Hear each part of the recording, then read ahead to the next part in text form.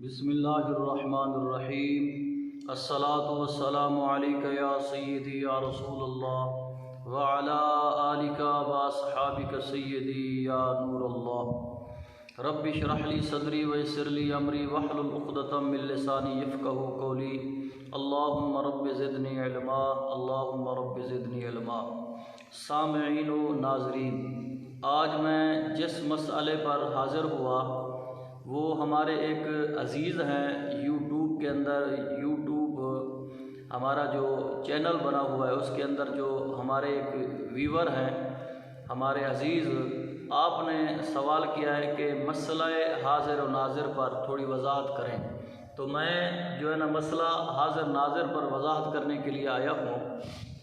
مختصر میں عرض کروں گا، اللہ تبارک و تعالیٰ نے قرآن مجید فرقان حمید کے اندر اللہ تعالیٰ نے ہمارے آقا و مولا صلی اللہ علیہ وسلم کے بارے میں لفظ شاہد کا اللہ تعالیٰ نے استعمال فرمایا، شاہدا و مبشرا و نذیرا۔ یہ قرآن مجید فرقان حمید کے اندر موجود ہے۔ ہمارے اعلیٰ حضرت عظیم المرتبت نے لفظ شاہد کا معنی کیا حاضر و ناظر۔ تو حاضر کا کیا معنی بنتا ہے اور ناظر کا کیا معنی بنتا ہے؟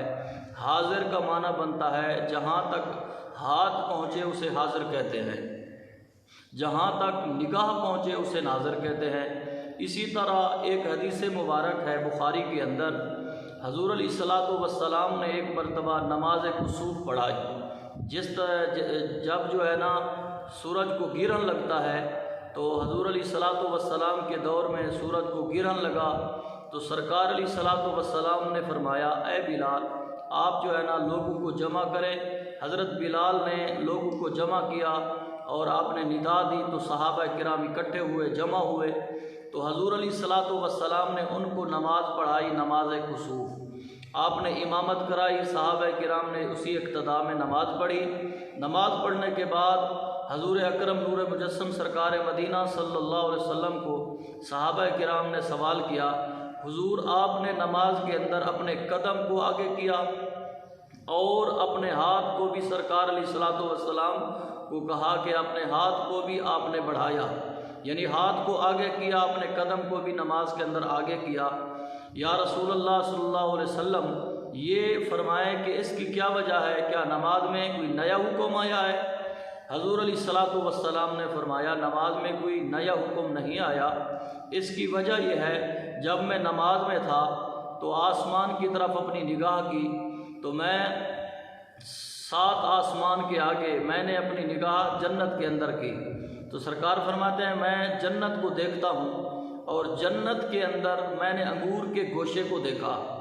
تو جب انگور کے گوشے کو دیکھا میرے دل میں خیال آیا، اس انگور کے گوشے کو توڑ کر میں اپنے صحابہ کرام کو، اپنے جو ہے نا مریدین کو کھلاؤں۔ سرکار علیہ الصلوۃ والسلام فرماتے ہیں جب میں نے اس کو پکڑا تو پھر میرے دل میں یہ بھی خیال آیا، کیونکہ جنت کا جو پھل ہے اسے فنا تو ہے بقا نہیں، یعنی کہ بقا تو ہے فنا نہیں، یہ تو قیامت تک ختم ہونے کا نام بھی نہیں لے گا، اور دوسرا یہ ہے کہ ایمان بالغیب بھی نہیں رہے گا۔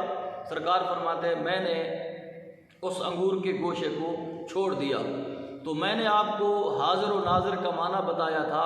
حاضر اسے کہتے ہیں جہاں تک ہاتھ پہنچے، ناظر اسے کہتے ہیں جہاں تک نگاہ پہنچے۔ اب یہ بتائیں، حضور علیہ الصلوۃ والسلام زمین پر کھڑے تھے، آپ نے اپنی نگاہ پہنچائی تو معلوم ہوا حضور زمین پر بھی حاضر تھے اور جو ہے نا جنت کے اندر بھی حضور حاضر تھے، اور زمین کے اوپر بھی سرکار علیہ الصلوۃ والسلام ناظر تھے، جنت کے اندر بھی سرکار ناظر تھے۔ تو معلوم ہوا کہ حضور اکرم نور مجسم سرکار مدینہ صلی اللہ علیہ وسلم کو اللہ تعالیٰ نے ایسی قوت اور طاقت عطا فرمائی ہے کہ سرکار حاضر بھی ہوتے ہیں پوری عالم کے اندر، پورے جہان کے اندر، اور حضور علیہ الصلوۃ والسلام ناظر بھی ہوتے ہیں اللہ تعالیٰ کی عطا کے ساتھ۔ تو اس بخاری کی حدیث جو ہے، سرکار علیہ الصلوۃ والسلام نے اس انگور کے گوشے کو دیکھا جو جنت میں تھا۔ اب دیکھیں یہ جنت کہاں پر ہے؟ 7 آسمان کے آگے، جنت کے جبریل کے سدرہ کے آگے یہ جنت موجود ہے۔ تو دیکھیں اس کی مسافت تو حضور اکرم نور مجسم سرکار مدینہ صلی اللہ علیہ وسلم آپ جو ہے زمین پر بھی حاضر تھے اور آسمان پر یعنی جنت کے اندر بھی سرکار حاضر تھے۔ تو اس سے معلوم ہوا کہ شاہد کا معنی جو اعلیٰ حضرت نے حاضر و ناظر کیا یہ بالکل صحیح کیا۔ اور اس کے بعد امام راغب اصفہانی آپ کی ایک کتاب ہے المفردات، یہ وہ کتاب ہے جس کو امام غزالی علیہ رحمہ آپ سفر حضر میں یہ اس کتاب کو اپنے ساتھ رکھتے تھے، سفر میں بھی ساتھ ہوتی تھی، حضر میں بھی آپ کے ساتھ ہوتی تھی۔ اس کے اندر امام راغب اصفہانی نے شاہد کا معنی کیا حاضر، یعنی شاہد کا معنی اگر گواہ کریں تو اس کا معنی پھر بھی حاضر بنتا ہے، اگر اس کا معنی اگر حاضر و ناظر کریں تو معنی وہی مسلمہ ہے، یعنی گواہ کا معنی امام راغب اصفہانی فرماتے ہیں گواہ اسے کہتے ہیں جو حاضر بھی ہو، اپنی آنکھوں سے دیکھے اور کانوں سے سنے، اسے گواہ کہتے ہیں۔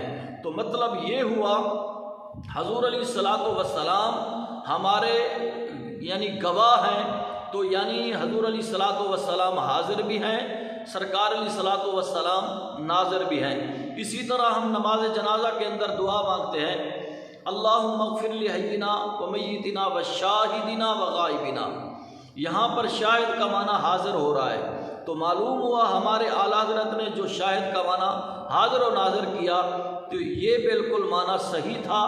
اور ہمارے جو امام اہل سنت مجدد دین و ملت امام محمد رضا فاضل بریلوی علیہ رحمہ نے جو شاہد کا معنی کیا بالکل حدیث کے تحت کیا۔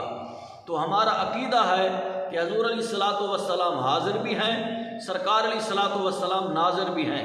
یہ جو حاضر و ناظر کا مسئلہ ہے اب یہ چھڑا ہوا ہے، تقریباً 100 سال گزر چکے ہیں۔ پہلے تو جتنا محدثین مفسرین مورخین تھے وہ تو اس مسئلے کو یعنی چھیڑتے بھی نہیں تھے، ان کو پتہ تھا حضور علیہ الصلوۃ والسلام حاضر بھی ہیں ناظر بھی ہیں، جس کو چاہیں بیداری کے عالم میں دیدار کرائیں، جس کو چاہیں سرکار خواب کے عالم میں دیدار کرائیں۔